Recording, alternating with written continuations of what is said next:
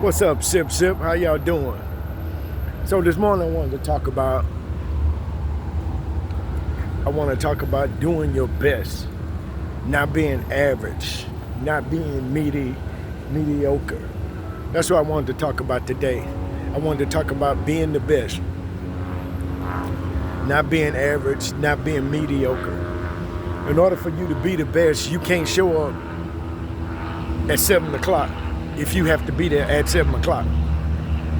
If you're gonna be the best, you can't leave at 3:30 if the job site hours are from 3:30. What's going on? You can't be the best doing that. That's average shit. Yeah, average people gotta be to work at 7. Average people show up at 7, 6:58, and then leave or wanna leave at 3:30. That's average shit. You can't be the best doing that kind of stuff. And then they wonder why you don't get chosen for stuff or why you don't get selected for extra assignments. You can't be the best doing just enough to get by. If you're gonna be the best, you gotta go the extra mile. And that's regardless, that's not just in sports, that's in life, in business, in being an employee.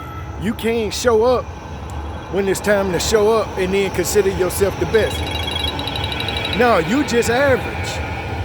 If you're gonna be the best, you gotta show up early. If you gotta be there at 7, if you're gonna be the best, you need to get there at 6:15, 6:20, 6:30. Review what's going on for the day.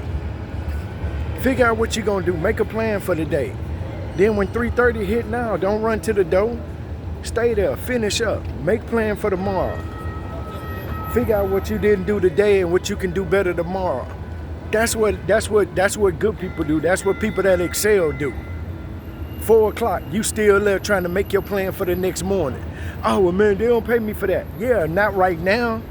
But when you invest in yourself and when you invest in doing a great job, people recognize that.